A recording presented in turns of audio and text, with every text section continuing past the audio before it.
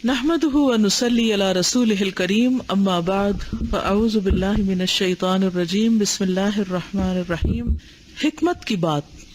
حدیث میں آیا ہے کہ رسول اللہ صلی اللہ علیہ وسلم نے فرمایا کہ حکمت کی بات مومن کا گم شدہ سرمایہ ہے، یعنی پیسے ہیں جو گمے ہوئے ہیں کہیں، وہ جہاں اسے پائے تو وہی اس کا زیادہ حقدار ہے، حق ہے کہ وہ لے لے اس کو۔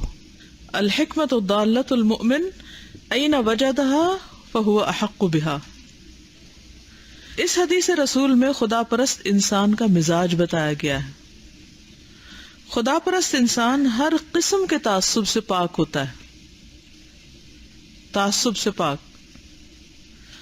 وہ اپنے اور غیر میں فرق نہیں کرتا، وہ تمام دنیا کو خدا کی مخلوق کی نظر سے دیکھتا ہے، وہ تمام انسانوں کو خدا کا کنبہ سمجھتا ہے۔ خدا پرست انسان کا یہ مزاج اس کو آفاقی بنا دیتا ہے۔ آفاقی کا کیا مطلب ہے؟ یونیورسل۔ ایسا انسان ہر چیز سے سبق لینے لگتا ہے، وہ ہر کام کی بات کو اپنی بات سمجھتا ہے۔ اس کی آفاقی سوچ اس کو اس کمزوری سے بچا لیتی ہے کہ وہ کسی فائدہ کی بات کو دیکھے تو اس کو غیر کی چیز سمجھ کر چھوڑ دے۔ وہ ہر اچھی بات کو خدا کی بات سمجھتا ہے، اس لیے وہ ہر اچھی بات کو اس طرح لے لیتا ہے جیسا کہ وہ اس کی اپنی ہی بات ہو، جیسا کہ وہ اس کی اپنی بات ہو۔ خدا پرست انسان کا یہ مزاج اس کو بے پناہ بنا دیتا ہے، ان لمیٹڈ۔ وہ اپنی ذہنی خزانہ میں نئی نئی باتوں کا اضافہ کرتا رہتا ہے۔ اس کی زندگی کبھی ٹھہراؤ کا شکار نہیں ہوتی، وہ ہر موڑ پر ایسی باتیں پا لیتا ہے جس کے ذریعے سے وہ اپنی زندگی کے سفر کو آگے کی طرف جاری رکھ سکے۔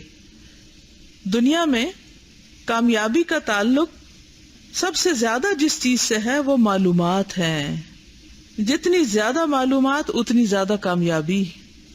خدا پرست انسان اپنے دماغ کی تمام کھڑکیاں کھلی رکھتا ہے، اس بنا پر یہ ممکن ہو جاتا ہے کہ اس کی معلومات میں مسلسل اضافہ ہوتا رہے۔ خدا پرست انسان کا مزاج اس کو کامل طور پر علم کا طالب بنا دیتا ہے، نئی نئی باتوں سے اس کی روح کو غذا ملتی ہے۔ وہ درخت کی مانند ایک اضافہ پذیر وجود بن جاتا ہے، اضافہ پذیر یعنی جس میں انکریز ہوتا رہتا ہے۔ اس کی شخصیت مسلسل بڑھتی رہتی ہے یہاں تک کہ وہ تکمیل کی آخری حد پر پہنچ جاتا ہے۔ مومن ایک بے تعصب انسان ہوتا ہے، وہ آخری حد تک طالب حق ہوتا ہے۔ اپنے اس مزاج کی بنا پر اس کا یہ حال ہو جاتا ہے کہ جہاں بھی کوئی اچھی بات ملے فوراً اس کو لے لے۔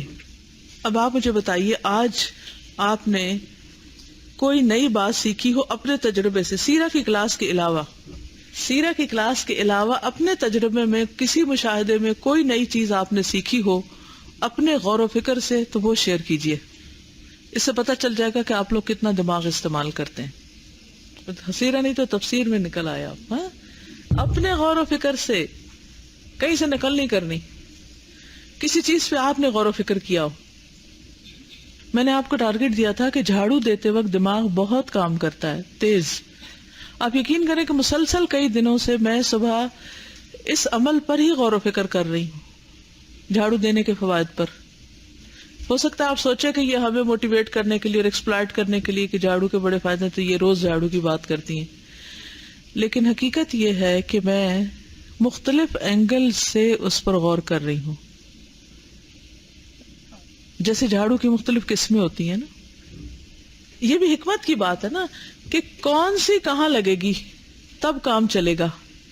اگر آپ نے غلط قسم کی لے لی، ضرورت سے بڑی لے لی تب مصیبت، چھوٹی لی تب مشکل، زیادہ سخت لے لی جو وہاں اس کا فائدہ کوئی نہیں کیونکہ وہ اس کی بٹی نہیں اٹھائے گی، سخت زمین کے لیے نرم لے لی تو کام کوئی نہیں چلے گا۔ تو آج میں بچیوں کو دیکھ رہی تھی، میں نے کہا آج تو ہر طرف سے ہوا چل رہی، دیکھیں یہ کرتی کیا ہے نا۔ آج کدھر سے شروع کرتی؟ آج جو میں نے غور و فکر کیا تھا صبح، ہر روز آپ کو تو پتہ بھی نہیں ہوگا کہ میں کیا، یعنی میں یہ بھی نہیں کہا آپ ہی لوگوں کو دیکھتی رہتی ہوں، لیکن میری نظر پڑتی ہے تو اس سے بھی میں سبق لیتی ہوں۔ میں نے دیکھا کہ جو ہی لڑکیاں نکلی اور سب کے ہاتھ میں جھاڑو تھا تو ایک بچی نے نکلتے ہی کام شروع کر دیا، اس کے بعد ایک اور نے شروع کر دیا، ایک اور نے شروع کر دیا، ایک نے کافی دیر بعد یعنی پریکٹیکلی کام شروع کیا۔ تو میں یہ سوچ رہی تھی کہ زندگی میں ایسے ہی ہوتا ہے، کچھ لوگوں کے سامنے جب کام آتا ہے تو فوراً شروع کر دیتے ہیں، فالسابقون السابقون. انہوں نے اپنے اس وقت کو کام میں لگایا، جلدی کام ختم کریں گی، جلدی یہاں سے فارغ ہوں گی، جلدی جا کے کچھ اور کریں گی.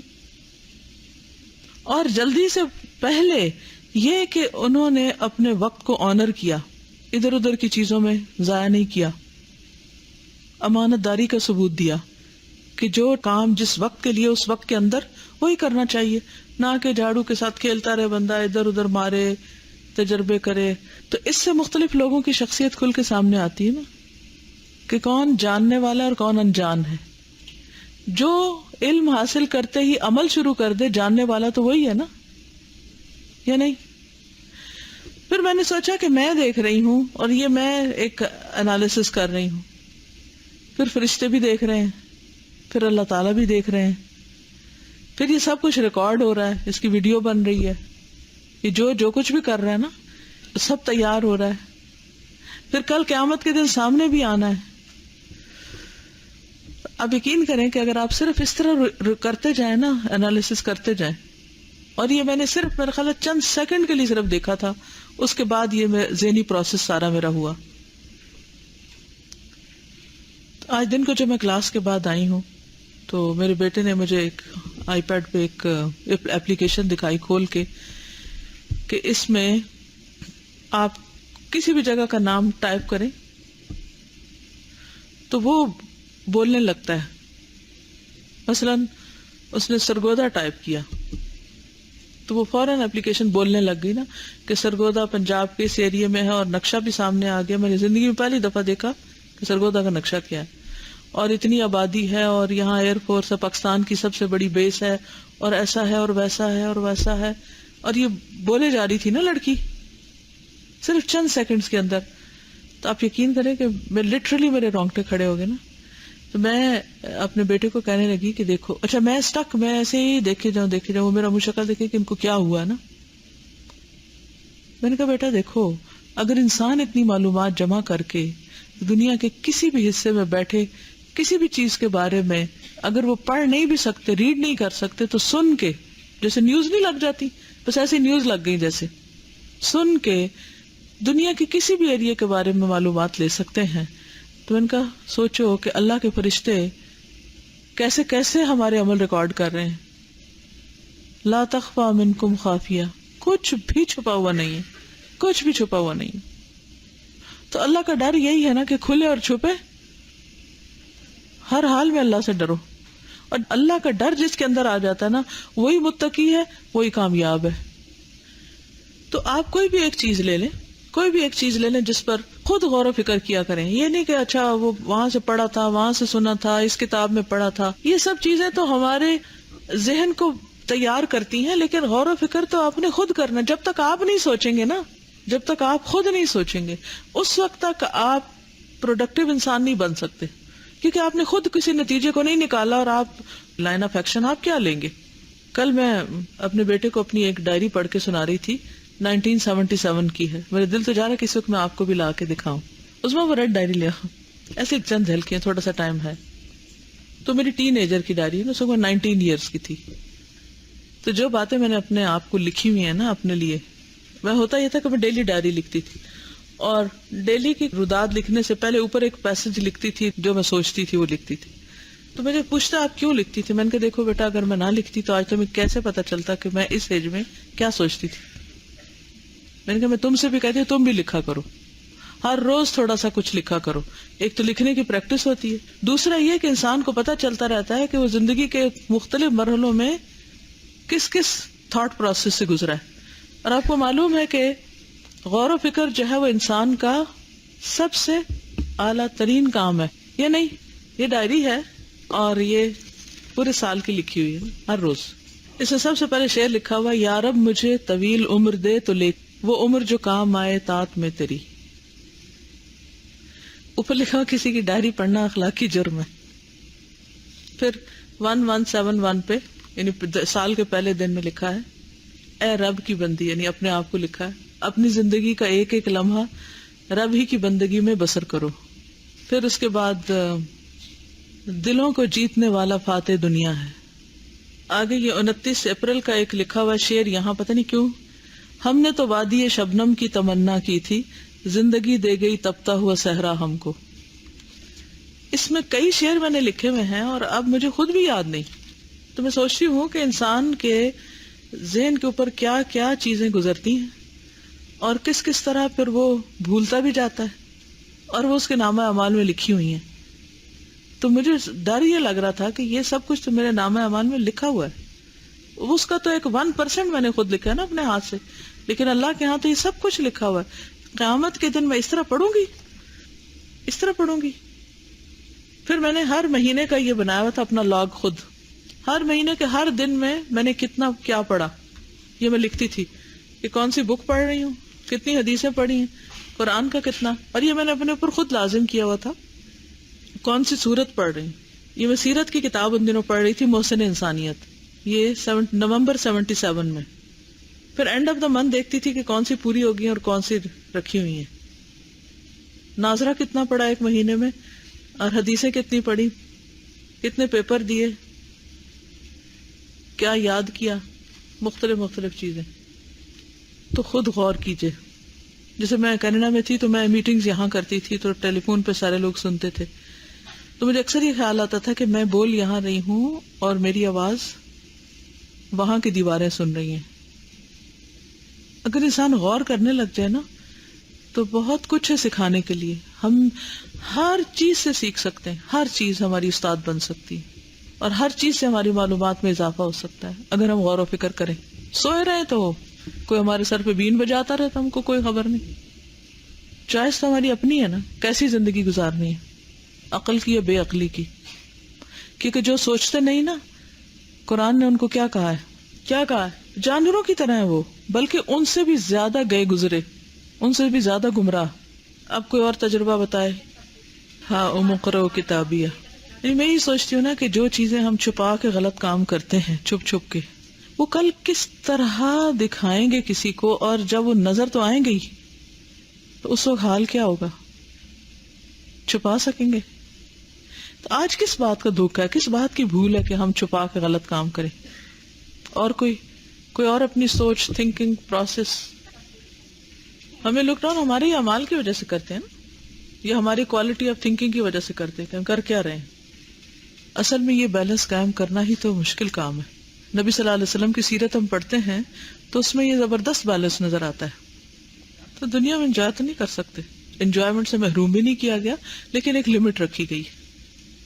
دیکھیے اس وقت دنیا میں دو طرح کے لوگ ہیں نا، ایک ایکسٹریم پہ، دوسرا دوسری پہ. ایک ایکسٹریم کیا ہے کہ آخرت، خدا، رسول، ہر چیز کو بھول کر صرف دنیا کو ہی انجوائے. ان کا زندگی کا مقصد صرف انجوائے کرنا بن گیا. وہ کھانا بھی انجوائے کرنے کے لیے کھا رہے ہیں، ہر پہنتے بھی، ہر چیز میں انجوائمنٹ کا پہلو. دوسرا کیا ہے، دنیا چھوڑ دو اور انجوائمنٹ کو اپنے اوپر حرام کر لو. دین نے یہ نہیں کہا. حلال، جائز، درست چیزیں جو ہیں ان کے اندر رہ کے انجوائے کرو، لیکن وہ مقصد زندگی نہ ہو. انجوائمنٹ کی اصل جگہ جنت ہے، جہاں ہمیشہ ہمیشہ کی انجوائمنٹ ہوگی. دنیا میں اگر کوئی انجوائے کرتے بھی نہیں ایک چیز، تھوڑی دیر کے بعد اس سے دل بھر جاتا ہے. کسی بھی چیز کی ایکسائٹمنٹ دنیا میں قائم رہ ہی نہیں سکتی، ختم ہو جاتی. یہ کیا انجوائمنٹ ہے یہ؟ پھر انسان فرسٹریٹ ہوتا ہے، پھر وہ جائز ناجائز ہر طریقہ اختیار کرتا ہے انجوائے کرنے کا. تو اس کے لیے وہ جگہ تو وہاں کی رکھی گئی. یہاں کام کرو، اور کوئی بھی کام کرو، نیت درست رکھو، طریقہ درست رکھو. 3 چیزیں کل میں اپنے بچے کو سمجھا رہی تھی کہ 3 چیزوں کا خیال کرو: اپنی ذات کا حق، بندوں کا حق، اور اپنے رب کا حق. اگر یہ 3 حقوق تمہیں سمجھ آ گئے نا، اور ان کے اندر تم نے بیلنس قائم کر لیا، تو سمجھو کہ کامیاب ہو گئے. ہم کیا کرتے ہیں، اگر اپنی ذات کا حق دینے لگے تو سوئے ہی چلے جائیں گے، خود غرضی، ہر چیز اپنے لیے کھینچے جائیں گے. بندوں کا حق، کبھی بندوں کی خدمت میں لگیں گے تو اپنا آپ ہی بھول جائیں گے. اور اللہ کا حق، بندوں کی خدمت یا اپنی میں لگے تو اللہ کا حق بھول جائیں گے، یا نماز پڑھنے لگے تو پھر یہ 2 بھول. تو ان تینوں میں بیلنس رکھنا بہت ضروری. ٹائم مینجمنٹ کریں، تقسیم کار بہت ضروری ہے اگر آپ بیلنس لائف گزارنا چاہتے ہیں. ٹھیک ہے نا؟ اور اس کی پابندی بھی کریں. بس ٹائم یہ ختم، اگلا کام شروع، اس میں پوری یکسوئی جا کے نماز کے وقت نماز میں خشوع و خضوع، گھر والوں میں بیٹھے ہیں تو آپ ان کے ساتھ ہنسے بولیں، انجوائے کریں، بات کریں. کھانا ہے تو اس کو انجوائے کریں، شکر ادا کریں. رنگ رنگ کے بت بیٹھے ہوئے ہیں، لگتا ہے بت خانے میں آئی. ما لکم لا تنطقون، یعنی میرا کام صرف آپ کی شکلیں دیکھنا ہے. پھر بولے، چند لوگ بولتے ہیں بس، زور سے بولیں، کھڑی ہو کے بولیں، کانفیڈنس سے. ایک اور بات یہ ہے کہ موسٹلی ہم جو کوئی زور سے کوئی چیز آئے نا صرف اس کو دیکھتے ہیں، اس پہ غور کرتے ہیں. اس کو پرسنل نہ لیں، میں جنرلی ایک بات کر رہی ہوں. چھوٹی چیزوں میں سے سبق نکالیں، ٹھیک ہے نا؟ چھوٹی چیزوں سے، باریک چیزوں میں سے، صرف اس وقت نہیں جب کوئی چیز ہمارے سر پہ پڑ جائے آ کے. Okay, understand? یہ انہوں نے بتایا کہ پہلے اللہ کا نام سنتے مجھے ڈر لگتا تھا، اور اوور آل بات یہ کہ بے حسی کی بات کی ہوئی ہے کہ تھوڑی سی بے حسی سی ہے. دیکھیں کہ یہ ہر ایک پہ ایسی کیفیات آتی، مجھ پہ بھی آتی ہیں، سب پہ آتی ہیں، ہوتا ہے ایسے. حل کیا ہے؟ جب کبھی ایسے ہو نا تو اپنے آپ کو فورس کر کے، پش کر کے استغفار شروع کر دیں، صدقہ کریں، استغفار کریں، انشاءاللہ ٹھیک ہو جائیں گے. زیادہ لمبی باتیں کرنے سے اثر ختم ہوتا جاتا ہے، جتنی لمبی بات کریں گے نا اتنا اثر کم ہوگا. یہ ایک گر ہے. اوکے، چھوٹی چھوٹی باتوں پہ غور و فکر کرنا ہے آپ کا ہوم ورک ہے اگلے ہفتے تک کے لیے، ٹھیک ہے؟ اب آپ پر بھی اثر نہ ختم ہو جائے، اس لیے میں چلتی ہوں. سبحانک اللہم و بحمدک، نشہد ان لا الہ الا انت، نستغفرک و نتوب الیک. السلام علیکم و رحمۃ اللہ وبرکاتہ.